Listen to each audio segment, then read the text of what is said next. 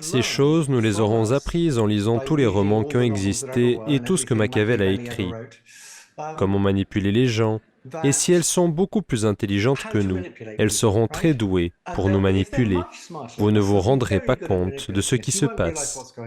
S'exprimant lors d'une conférence au MIT la semaine dernière, Geoffrey Hinton a déclaré qu'il trouvait effrayantes les récentes avancées en matière d'intelligence artificielle.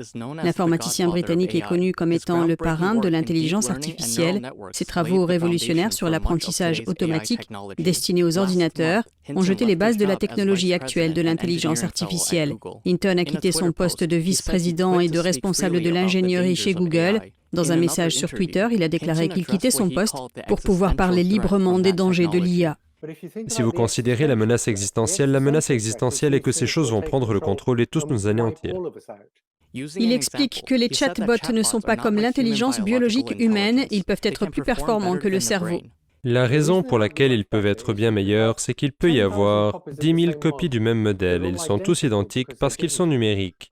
Et lorsqu'une copie apprend quelque chose, toutes les autres le savent. C'est donc comme si vous aviez 10 000 personnes d'un coup. Chaque fois qu'une personne acquiert une nouvelle compétence, toutes les autres la connaissent automatiquement. C'est assez effrayant. Ces inquiétudes ont touché une corde sensible chez de nombreux autres acteurs du secteur.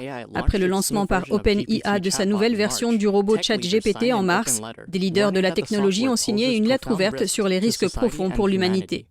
Vous pouvez imaginer un adolescent qui, pour s'amuser un peu, utilise le logiciel pour écrire un programme permettant d'attaquer un service gouvernemental critique, une cyberattaque contre un service gouvernemental critique.